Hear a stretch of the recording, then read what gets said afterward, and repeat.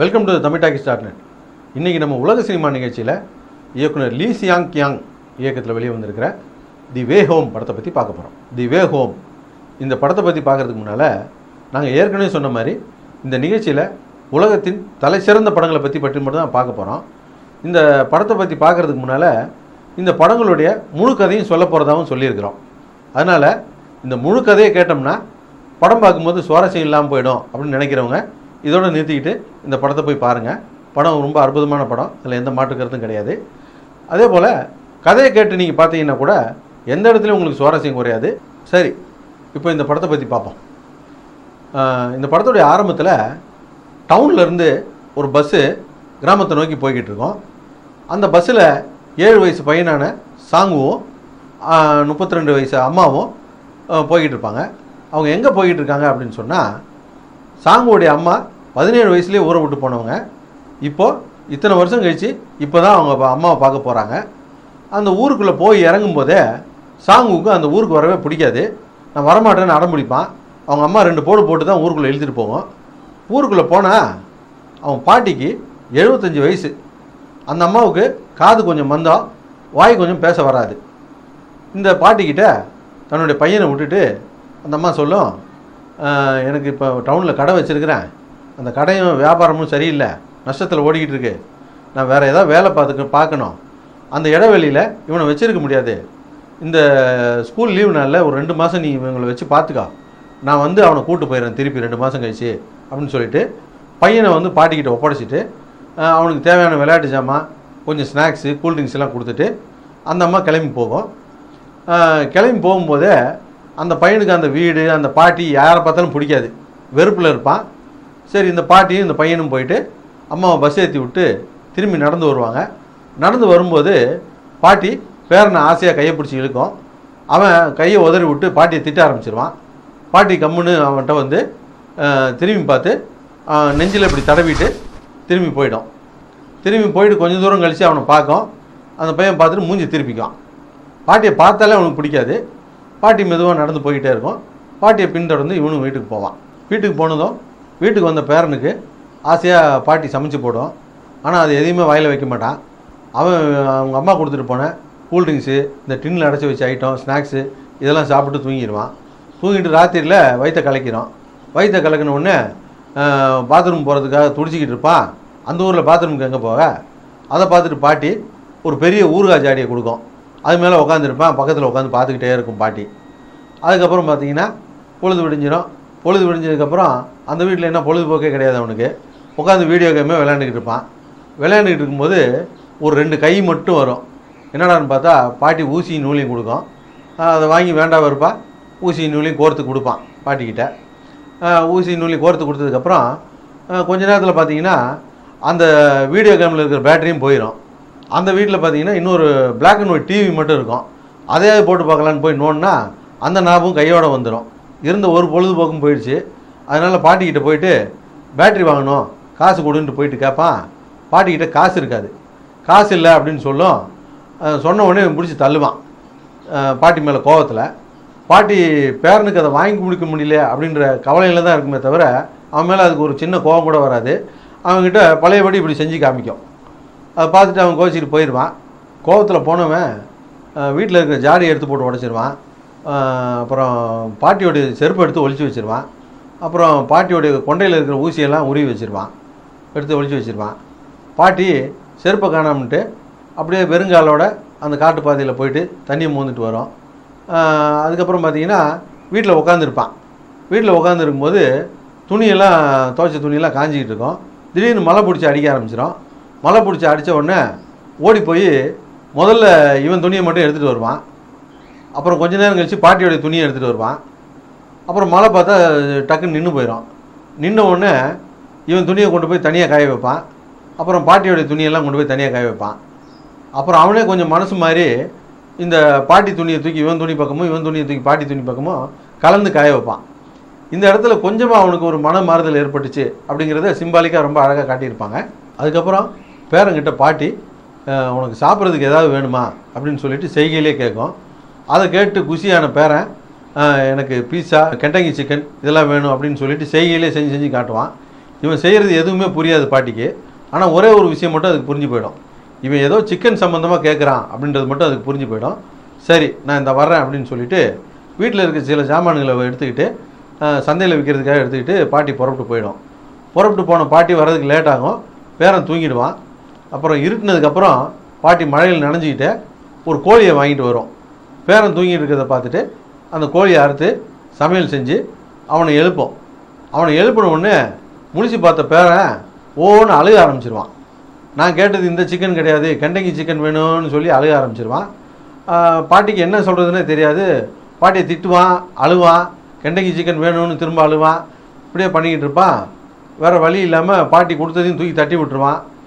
பாட்டி அன்பாக வாங்கி கொடுத்தோம், அதோடைய வேல்யூ அவனுக்கு தெரியலன்ற மாதிரி எந்த ஒரு ரியாக்ஷன் காட்டாமல் போய் பேசாமல் படுத்துரும் பாட்டி. அப்புறமா இவனும் போய் படுத்துருவான். கொஞ்ச நேரம் கழித்து பசிக்க ஆரம்பிக்கும்.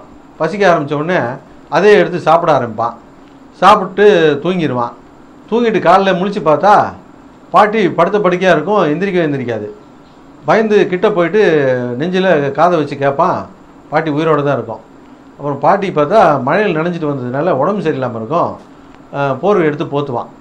அந்த சீன் பார்த்தீங்கன்னா பாட்டிக்கும் பேரனுக்கும் ஒரு சின்னதாக ஒரு அன்பு வந்த மாதிரியான ஒரு சீனை அழகாக காட்டியிருப்பாங்க.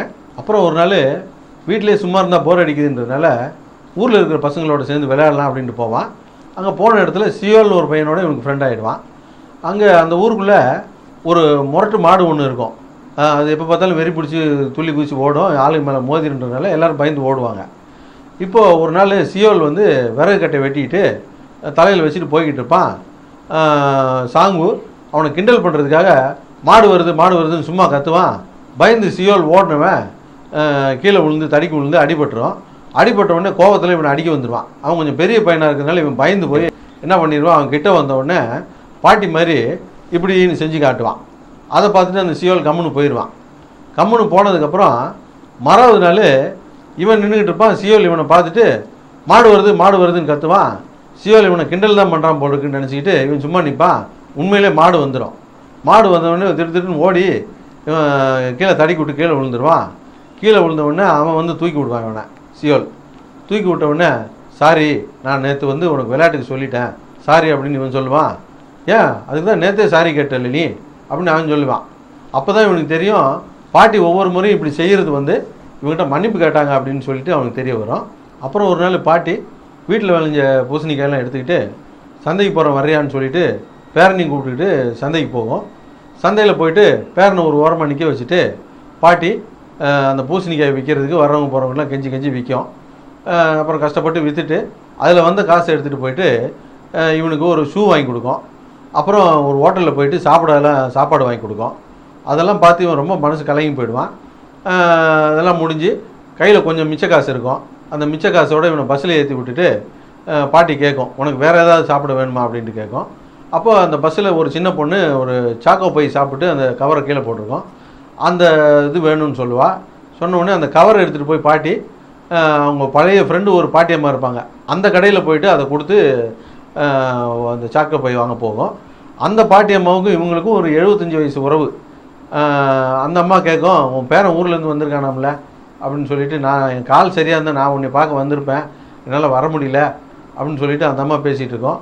சரி, 2 பேருக்கும் வயசாகி போச்சு, நானும் நீயும் உயிரோடு இருக்கிற வரைக்கும் ஒருத்தர் எப்படியாவது இருந்தாலும் சந்திக்கணும் அப்படின்னு சொல்லிட்டு அவங்களுக்குள்ளே பேசிக்குவாங்க. அந்த சீன்லாம் வந்து படத்துக்கு தேவையே இல்லாத சீன் மாதிரி தெரியும். அவ்வளோ அந்யோன்யமாக அவங்க 2 பேரும் இருப்பாங்க.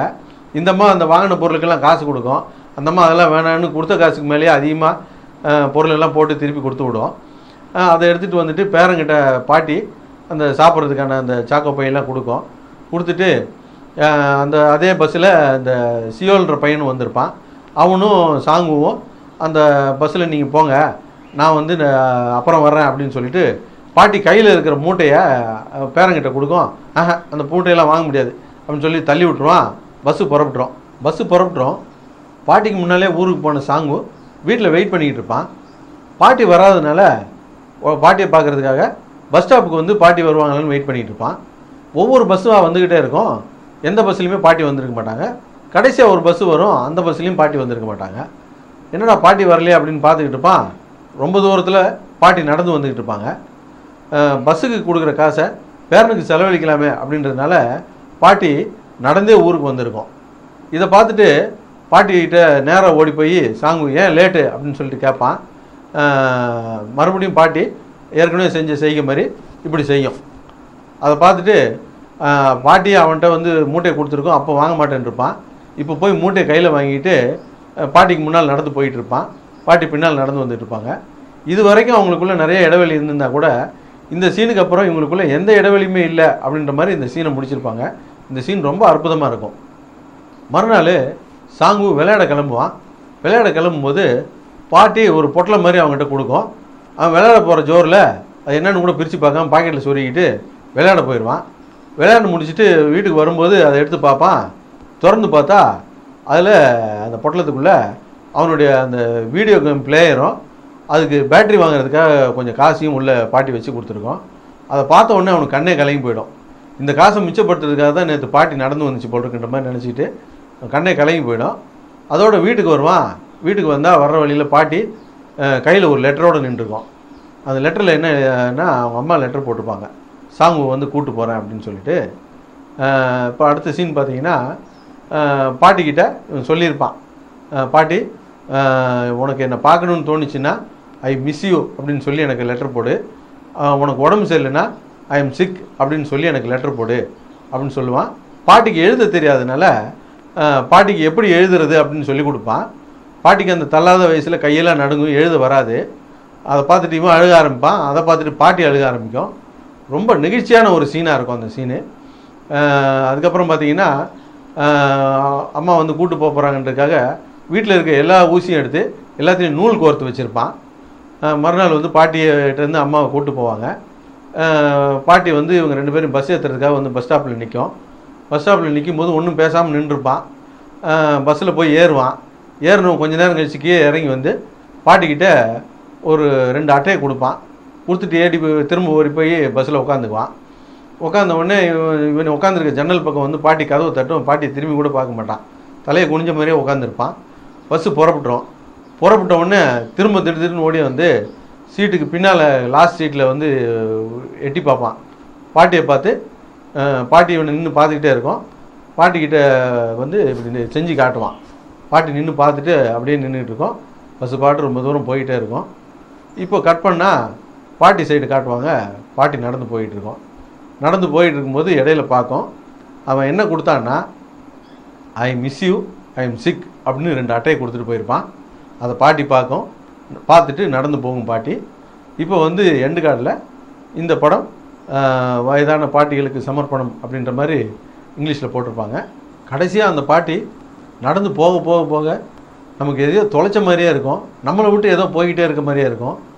உண்மைதான், இந்த நாகரிக வளர்ச்சியில் நம்ம எல்லோரும் பணம் சம்பாதிக்கிறதுக்காக ஊர் விட்டு ஊர் நாடு விட்டு நாடு போய் பணம் சம்பாதிக்கிறேன்ட்டு போகிறோம். ஆனால் கடைசியாக கூட்டி கழித்து நம்ம சம்பாரித்தது அதிகமாக தொலைச்சது அதிகமாக அப்படின்னு பார்த்தா சம்பாரித்ததை விட தொலைச்சது தான் அதிகமாக இருக்கும். அதுலேயும் குறிப்பாக இந்த மாதிரியான தாத்தா பாட்டி உறவுகள், அத்தை சித்தப்பா மாமா பாட்டி இந்த மாதிரியான உறவுகள் எல்லாம் நம்ம அதிகமாக தொலைச்சிட்டோம். இன்றைக்கி நம்ம பிள்ளைங்கள்லாம் நீங்கள் கூப்பிட்டு கேட்டு பாருங்கள், அவங்களுக்கு தெரிஞ்ச 2 உறவு தான். ஒன்று அங்கிள், இன்னொன்று ஆண்டி. ஆம்பளையாக இருந்தால் அவர் அங்கிள், பொம்பளையாக இருந்தால் அவங்க ஆண்டி. அப்படி தான் கூப்பிட்டுட்டு தெரியுதுங்க. அதுங்களுக்கு சித்தப்பா அத்தை மாமா யாரையுமே தெரியாது. அதனால் எப்போ சந்தர்ப்பம் கிடைக்கும் போதெல்லாம் நீங்கள் உங்கள் குடும்பத்தோட சொந்தக்காரங்க வீட்டுக்கு போங்க. குறிப்பாக வீட்டில் இருக்கிற பெரியவங்களை கண்டிப்பாக பிள்ளைங்களுக்கு அறிமுகப்படுத்துங்க. நிச்சயமாக இன்றைக்கி இருக்கிற பிள்ளைங்கள்லாம் வந்து பெரியவங்களோடலாம் பேசாது. அவங்க பேசுகிறது இவங்களுக்கு புரியாது, இவங்களுக்கு பேசுகிறது அவங்களுக்கு புரியாதுன்னுவாங்க. அந்த பெரியவங்களுக்காவது இந்த பிள்ளைங்களை அவங்களோட பழக விடுங்க. அவங்க வந்து அவங்களுடைய அனுபவம், அவங்களுடைய அரவணைப்பு இதெல்லாம் இந்த பிள்ளைங்களுக்கு இல்லாமல் போயிடக்கூடாது. அப்போல்லாம் குறிப்பாக இன்னொரு விஷயத்தை சொல்லணும். இந்த சமயத்தில் குடும்பத்தில் புருஷன் முன்னாடி சண்டை வந்தால் கூட அதில் இவங்க பெரியவங்களை பழிவாங்கிறேன்னு சொல்லிட்டு இந்த புருஷனும் முன்னாடியும் சேர்ந்துக்கிட்டு முதல்ல இவங்க பண்ணுற தப்பு என்னென்னா இந்த பிள்ளைங்களை பெரியவங்களோட சேர விட மாட்டாங்க. என்னமோ அந்த பெரியவங்களை பழிவாங்கிறதா நினச்சிக்கிட்டு இந்த வேலையை பண்ணுவாங்க. உண்மையிலே இவங்க பெரியவங்களை பழிவாங்கலை, அவங்க பிள்ளைங்களுக்கு அவங்களே செய்கிற துரோகம் தான் அது. எங்களுடைய நிகழ்ச்சிகள் உங்களுக்கு பிடித்திருந்தால் உடனுக்குடன் கண்ணுமையில் கீழே யூடியூப் சேனல் சப்ஸ்கிரைப் பண்ணுங்கள். ஃபேஸ்புக் ட்விட்டரில் லைக் பண்ணுங்கள், ஃபாலோ பண்ணுங்கள்.